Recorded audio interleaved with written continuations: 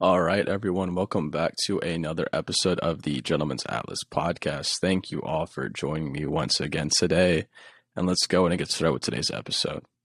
So, today I'm going to talk to you guys about how everything that's worthwhile will take time. Now, we're going to start off really focusing on the idea that you're always going to have choices, you're going to have options, you're going to have abilities, and you're always going to be at a crossroads, per se. You're always going to have different paths that you can go on. And once you make those choices, we don't get those choices back.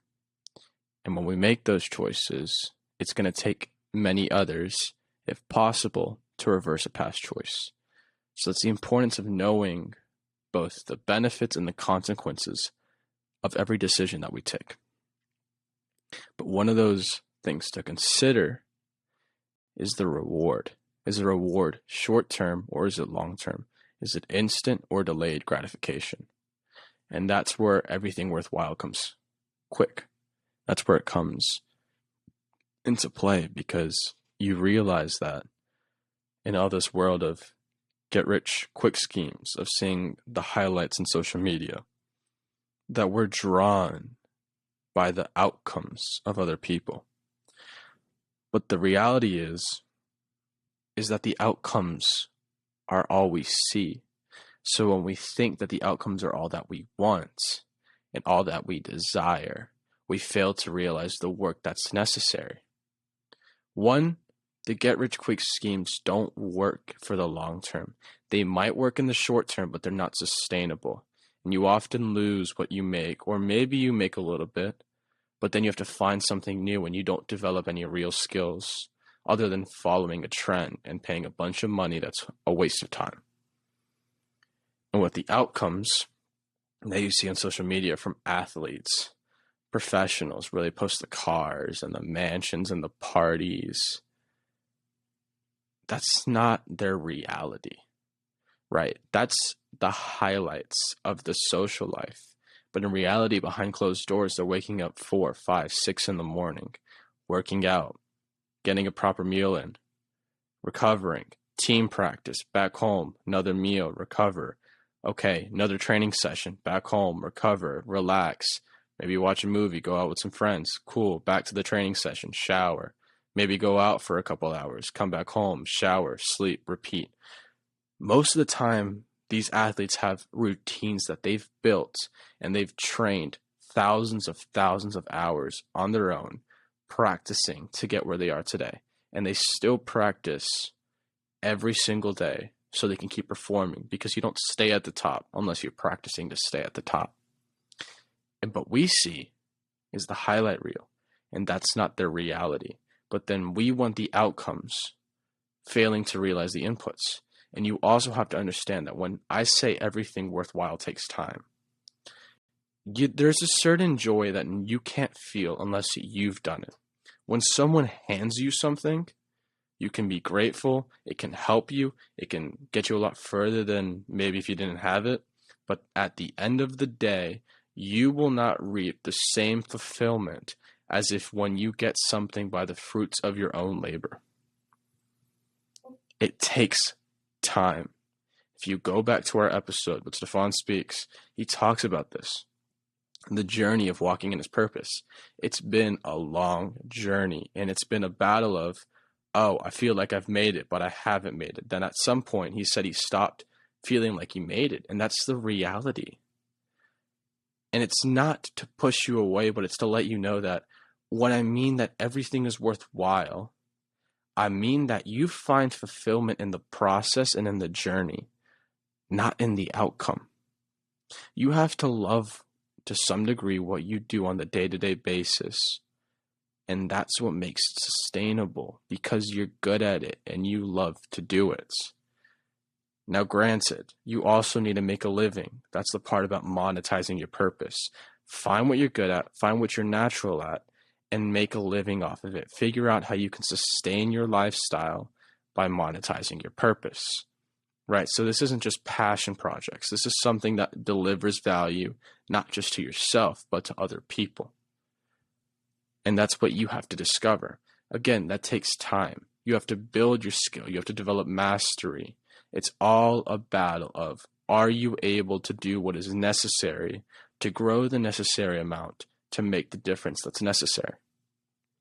Money is just a tool. At the end of the day, it's a tool. But there's a direct correlation that you get between delivering value and the money that comes in. That's the truth. If you feel like you're valuable and you're not getting money, you might be valuable to yourself, but not to other people. And that's where the money comes in. Right? So there's two ways that you're going to make money. One, you're trading time for money. Okay? I work 8 hours. I get paid $12 an hour. I get paid $15, $30, $50 an hour. That's time. I'm saying, I'm giving you this much of my time, and you're giving me this much amount of money based on my skill, my competence, my education, my value to this company. Boom. It works great, but there's a cap, because unlike leverage, you only have so much time to give. You only have so many hours in the day that you can put in. So sure, you may be able to raise that hourly rate, but at some point, there's not going to be much more that you can do, because either the hourly rate's too high to sustain for someone else, or you've just run out of time.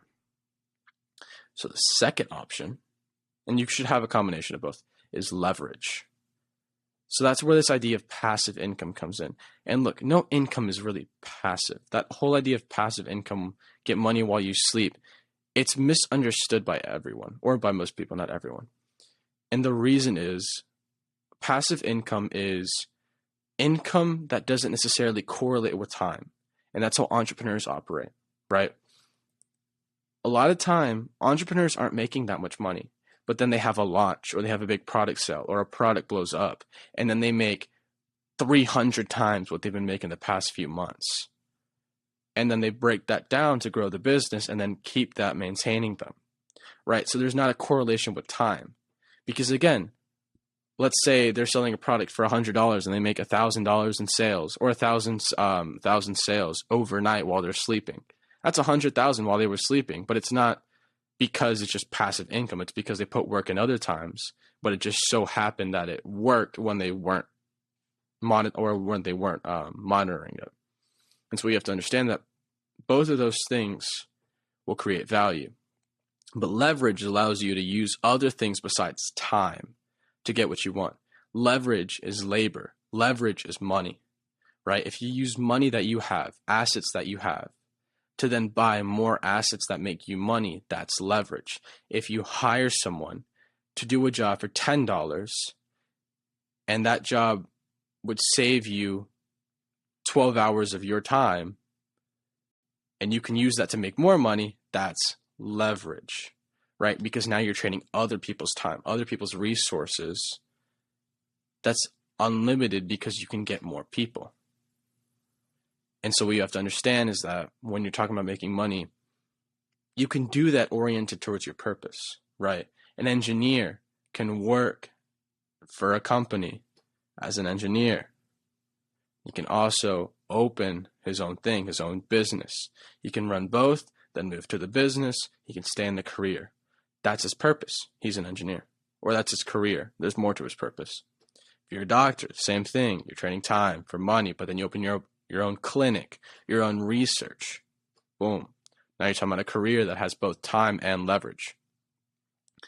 Again, so you have to discover what you're good at, discover what you like to do, discover what you want to be doing, and then figure a way to monetize that. And that is the best of both worlds, because then you find out what you really value, and at the same time, you're not living for the outcomes. Because an engineer wants to do what engineers do. A doctor wants to do what doctors do. That's why you're in the field. Don't get in the field because of the money, because you can monetize different fields if you're smart about it. You can monetize what you need to be doing if you're smart about it.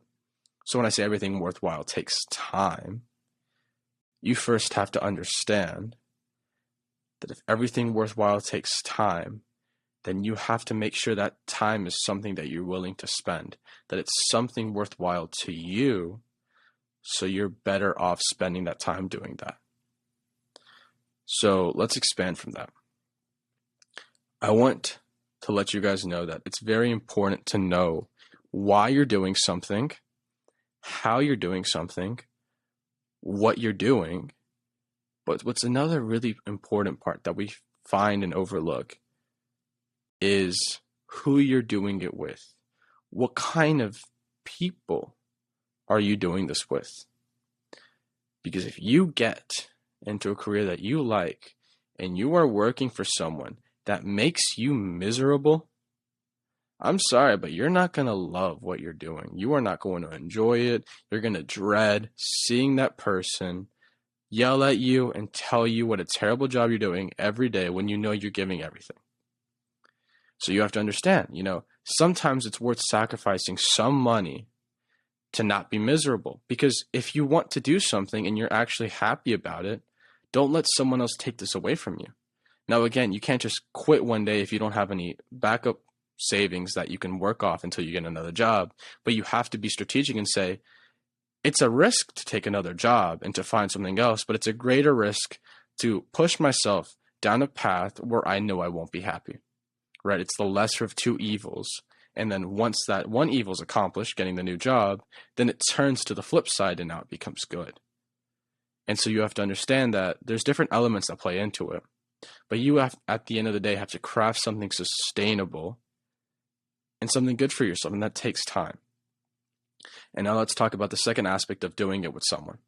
Let's talk about a partner. If you want to be in a healthy and good relationship, you have to be able to depend solely on yourself and be a developed individual. What do I mean by that? If you are dependent on someone else, you're needing them, you're clinging on to them, and you're standing on a structure that doesn't stand on its own without them. So what happens? One, they leave. Now you're falling over and you're all over the place because you were never able to stand on your own. But two, if they stay, there's always going to be a pressure of expectations placed on them that will keep going up and transcend their love for you, and they'll realize that your love is dragging them because it's pinning them down, because your foundation's pushed on them. And whether they tell you or not, it's going to kill your relationship. And if you stay together, it's going to keep dragging you down until you're unable to pursue this relationship further. So what you have to understand is that you have to first be able to be independent, right? Think about it this way. We're like a cake, right? Us as an individual. So the different ingredients, the milk, the flour, the eggs, they all make up different attributes, your character, your values, your beliefs, all these different ideas.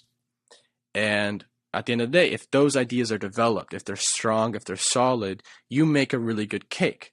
And if they're not developed, then you can't make the cake. You either go too much on one ingredient or you don't have enough of another ingredient, and now your cake's terrible, right? There's no amount of frosting that's going to make the cake taste good. But if your cake is good, if it tastes good by itself, and then you add frosting, the cake tastes even better, right? It multiplies, it amplifies it, because it doesn't need to supplement anything. It's not trying to cover anything up. But then what happens if you scrape the frosting off?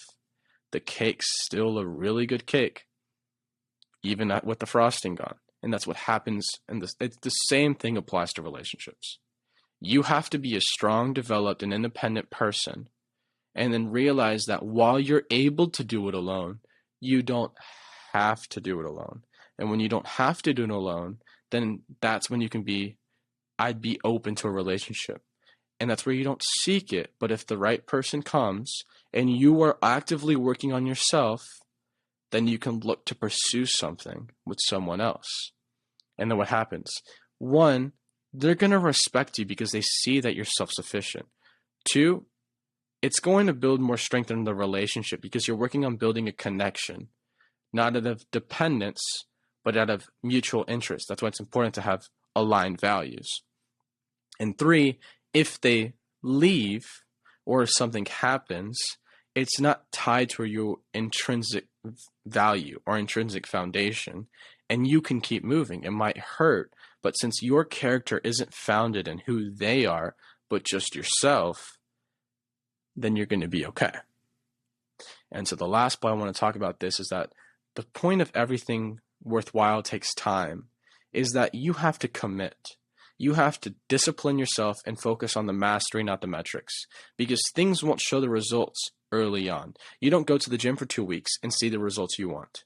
You don't work in a career and see the finances you want. You don't go out on 2 dates with 2 different girls and then see the woman you're going to marry. It takes time, it takes patience, and it takes commitment. But if you can give those things and give those things in a manner that you are okay with, then you're going to find a whole lot more happiness and fulfillment, because what's worthwhile is what provides the fulfillment. The journey that's meant for you will bring you more happiness than you ever thought possible, not the results. The money won't make you happy. The cars won't make you happy.